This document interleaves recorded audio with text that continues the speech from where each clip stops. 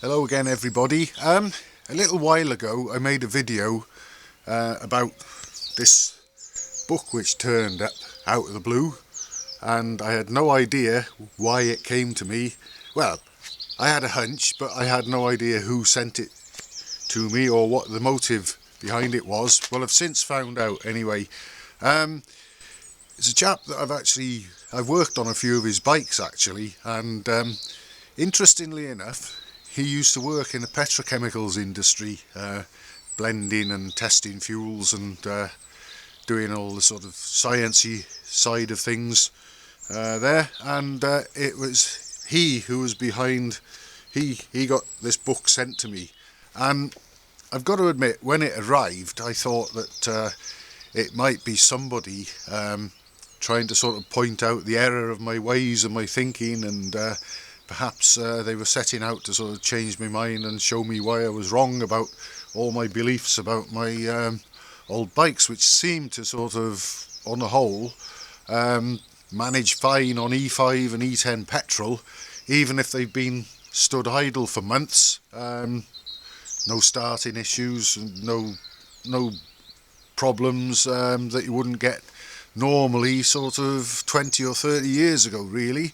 The only one that I can think of, and again this would have happened in the old days anyway, is some machines with the old Mark 1A mil concentrics on them can suffer with blocked pilot passageways, but that used to happen with the old petrol anyway. So this book turned up, and since the last video I made where I was wondering who might have sent it to me, and the guy who sent it to me thought it was quite amusing that I suggested possibly an evil dictator, but no, it wasn't. I've read this now, and it's a very good read. Now, I've got no connection at all to the guy who wrote this. I've never met him, don't know him, I don't need to be doing this, I'm not getting any backhanders or anything, but I started reading it and I thought, oh, here we go, this is going to sort of disprove everything that I've done and believed in and whatever. But no, quite to the contrary, it actually sort of backs up a lot of what I've been finding here myself. This guy's done it really scientifically, very scientifically. I've done it by seat of the pants mainly, but it seems to at least back up my theories where I've been tuning the Royal Enfield, particularly the 500 bullet singles, and raising the compression ratios, which goes against modern thinking and modern fuels and everything. Oh, we want to keep the compression ratios down and give the engine an easier life.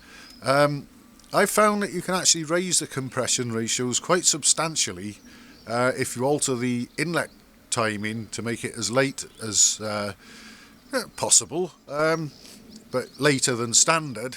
It helps reduce the cylinder pressures when the engine's about to fire, and again that sort of thing is covered in here, cylinder pressures, and there's a lot of scientific stuff in here that's far more in depth with anything I would come out with.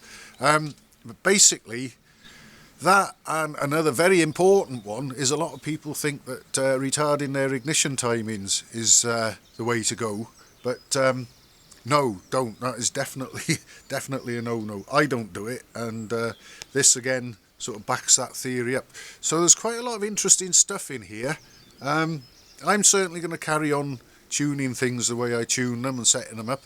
And incidentally, behind me, yesterday we took a couple of rides on this Triumph Tiger Cub that I've recently completed, but had to spend a lot of time on making fine adjustments and putting little things right and getting little teething problems sorted out. That now is set up carburettor wise and ignition timing wise as per the early 1960s factory instructions. The only difference, the only deviation is, rather than having a 106 needle jet, I've got a 107 in it, and that ties in with what I've been doing with the tuned Royal Enfield bullets as well.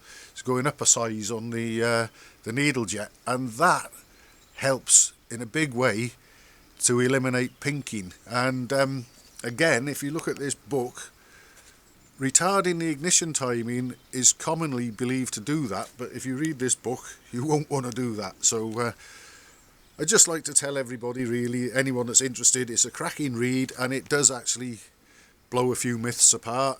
But it's well worth looking at before you start getting the spanners and the screwdrivers out and adjusting things the way that you think they should be adjusted for modern fuels, because you might find out you're actually going about it the wrong way and adjusting things in the wrong direction. Take it from me, have a look at this book if you can.